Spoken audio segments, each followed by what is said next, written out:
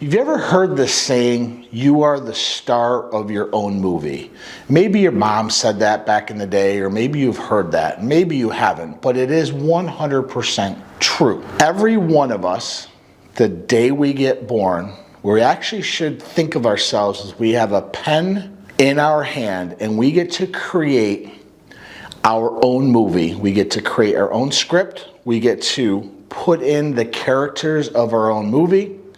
And we are all the leading ladies or the leading men of our own movie. Now, of course, when you're a baby, you are, in a way, part of the script from your parents. They had you. You're a baby. Of course, you're very vulnerable. And for a period of time, you're part of your mom and dad's script. But as you get older, you kind of create your own script.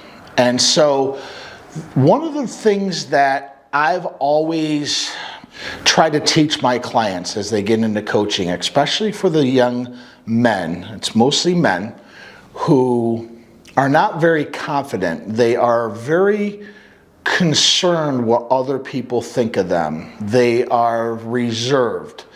They don't really express themselves like they used to when they were a kid. And I asked them, when you were a baby, were you free?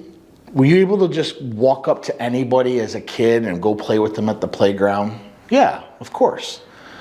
Because you didn't have the shame and you didn't have the guilt about it. You just didn't think that little Sally or Johnny at the playground, of course they want to play with me. Why wouldn't they want to play with me? We're kids, we want to play. As we get to be around 3, 4, 5 years old, we start developing shame for whatever reason. A lot of it has to do with our social conditioning. A lot of it has to do with maybe some of the rules that our parents instill in us. Don't talk to strangers. Don't do this, don't do that. And because we want to survive, some of our characters gets squished down in order to feel accepted by the people keeping us alive, our parents, our teachers, our friends. It becomes our social construct, our social circle. And sadly, some of the most charismatic people in this world are kids. Look at any kid. Yeah, some of them are annoying, but they're wide open. They're honest. They are open. They'll go talk to anybody. They're just very charismatic in that sense. And the definition of charisma is just a transference of this abundant, this positive energy from themselves to others. So just think about that definition. Kids fall into that in spades. They all have charisma. So the idea that when people say they're not charismatic, we all are, or we all were. And in certain areas of our lives, we still are charismatic. And in other areas, we've squashed down or we've killed parts of our character in order to feel safe, in order to feel like we're part of this group. So part of this movie that we've created in our mind, how are you actually the main character? How are you coming across? Are you truly the main character, or have you given your pen to your wife? Or have you given the pen to your husband, and now you're a character in their movie? Maybe you've given that pen to a boss where all you're doing is working, and you're trying so hard to climb the corporate ladder, but you don't really have anything else going on in your life. You've given that pen to your boss or to your career. Maybe you live 100% for your kids. Maybe everything that you do is for your kids because possibly maybe you didn't have a great childhood growing up and you wanted to give them the absolute best you could of you. You've given your pen to your children. Now, I'm not making a value judgment against you at all. I'm just hoping that you see what I'm talking about, that you've sort of given up your own character in order to appease other people. See, you have to remember, even Your husband, your wife, your boyfriend, your girlfriend, your friends, your family, your children, your coworkers, people that know you well don't 100% know you. They don't know what you're thinking all the time. They don't know what you're feeling. They don't know you. The only person who truly knows who you are is you. And yet we give so much power to other people in order for them to make an opinion of us, in order for them to give us advice about something that we take it, yet we know ourselves better. Why don't we take our own advice? Why do we take other people's advice on how we should live our lives? Why should we, or why do we do that? Well, it's a very good question, and I'm certainly not immune to this. I've done this a lot of my life. And it's until I got into different ideas of coaching and different kind of interpersonal work, I've understood that this is what I was doing. A lot of my life, I was living for the approval of other people, and I wasn't necessarily living for the approval of myself. I wasn't writing my own script. When I was in high school, I didn't do very well in high school. A lot of my friends thought I was dumb. In reality, I was just bored. I did not like the course material. I thought it was completely ridiculous. Why do we have to learn this? And to this day, at 48, I haven't touched most of the math that we had to learn and half the other crap. We just don't use it. So to me, high school was pretty much a waste of time. So I didn't do well in high school. My friends, because I checked out, because I didn't really care about that stuff, they thought I was dumb. And that's fine. I ended up going into the military, and a lot of them went into college. And so I had this thought very early on that they must be smarter than me, that I'm just not as good as they are. I'm gonna just go in the military, do my 4 to 6 years, whatever. I didn't, at that time I didn't know how long I was gonna be in, and I'm just gonna see maybe what the military has for me, because college, I'm just not that guy. Well, I got into a really pretty cool type of a job that I didn't really know about at the time, and I started having some wins in the military. I went in very young at 18. I had a growth spurt right around 18 and a half, 19 going in. And when I got into the military, I was 6 foot, about 130 pounds soaking wet. I was just very scrawny, very emaciated. I didn't, that's just how I was. And after 2 years, almost 2 years of my schooling, I was 6'1" and about 180 pounds. And I came home, and I had this attitude that, man, I am so cool. I am badass. I'm doing one of the coolest jobs in the military. I'm going to show my friends who I am. I'm going to show them that I am not stupid. I'm going to show them that I'm just freaking awesome. None of them cared. I met them. I hung out with them. I talked to them. They're like, yeah, man, good for you. Cool, blah, blah, blah. But they didn't really care.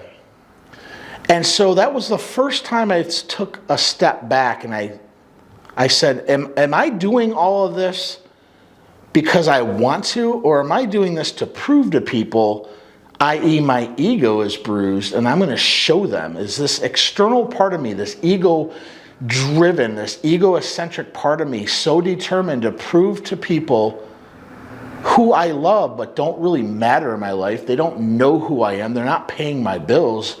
Why am I giving them so much power? And I did. And I did realize that I did love what I was doing. And I did realize that I loved my country and I wanted to serve my country. So it wasn't all in vain.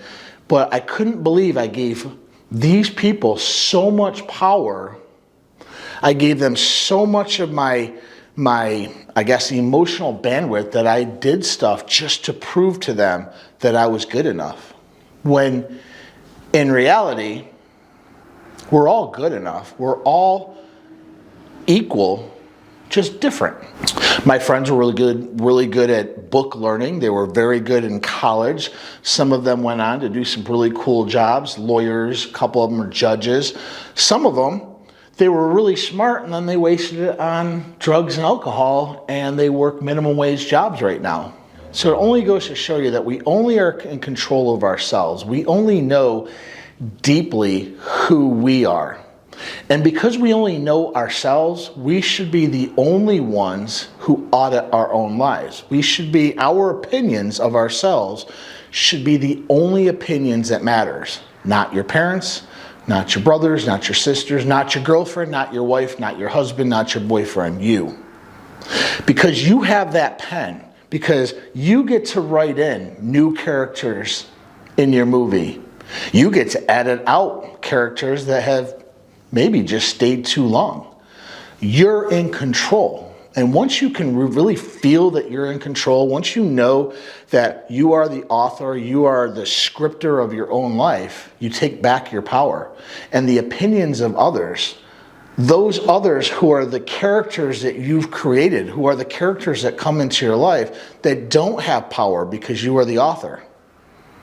Once you can really feel that, and once you can really take back your power and own it, the opinions of others just don't matter.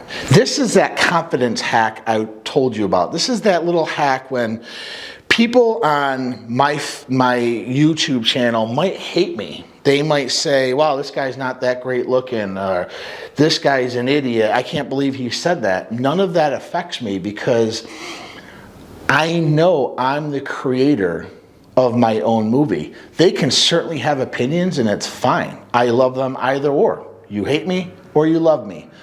I don't put any weight more on the love or less on the hate. It's just feedback. And we're all going to get feedback in our lives, good and bad. And so you have to learn to understand and appreciate that feedback, that opinion your mom has of you. That is an opinion she has of you, but that's not the opinion that matters. The opinion your boyfriend has of you, the opinion your girlfriend has of you, all of those are valid, and you can certainly take them in and contemplate them and think about them, but they don't really matter. It's what do you think about you? So going into 2024, this is the first thing I want to start teaching the men and women on this channel is what do you think about you? And a good audit for this is think about you being on your deathbed. Because let's be honest, none of us know how many hours we have left on this earth. Only God does. Think of you on your deathbed. Would you be proud of the characters that are in your movie? Would you be proud of the leading lady or leading man who is you, who you've created? Would you be proud of that person that you created in your own movie? Or would you be embarrassed? The people that have come in as extras, as characters into your show that you wrote in, are some of them there a little bit too much? Are they there too long? Are they kind of useless? Well, it's time to write them out. Maybe there's some new characters that you need to bring in.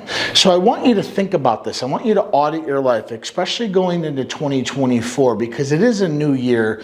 And I don't really like that new year, new me. We want to be auditing ourselves every single day. But this is a good jumping off point to understand that if we were to change who we are for the better, if we were to get back into taking that pen and starting to rewrite scripts of our lives to go in a direction that we want it to go and not go into a direction other people have written into our own book. If you feel that other people in the story of your life is writing scripts for you, it's time to let them go.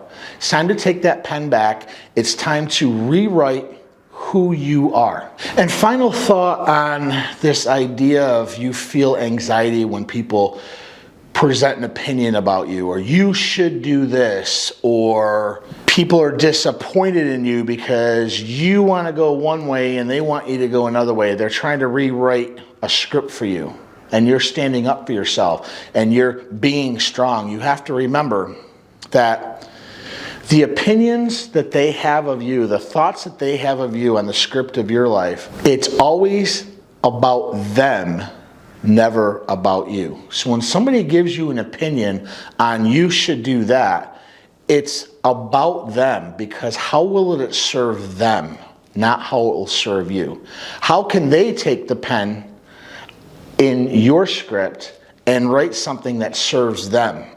It's not done maliciously all the time. Your parents tell you, I've heard my mom say, Jared, go to college, get a good job, get married, have some kids, live a quiet, amazing life. That's an opinion about her more than it's me, because she doesn't know me, because she didn't know that I signed up for the military and went straight in without really telling them. I rewrote and I became the author of my life. What she wanted was safety for me. It was about her. Anytime somebody gives you an opinion about you or what you should do, it's always about them. It's never about you. Remember that. Doesn't matter who it is. They might be saying it out of love. They might be saying it out of jealousy. They might be saying it out of hate. They might be saying it out of just pure ignorance. It's always about the selfish part of them, what they want for you, for them. With that, my name is Jared Schoonmaker. This is Magnetic Men's Club, and we're going to talk soon. I want you guys to have an amazing holiday coming up. We're all going to take a little bit of a break, kind of regroup, but I want you guys to really concentrate on this. Write down some new goals that you want for 2024. What's this new script look like for your life? And I want you to start implementing it slowly. Try something new, something you want to add in. Put it in. Edit it as you need, but start writing your own life's manual. Don't let other people write it for you. We're done with that. With that, we'll take care. We'll have a good day. With that, this is Jared, and we'll talk soon.